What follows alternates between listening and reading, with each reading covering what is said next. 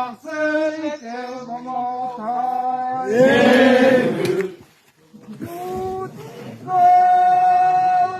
lim mong ngầu mai mai đi câu lim mong chờ lo đi lâu thời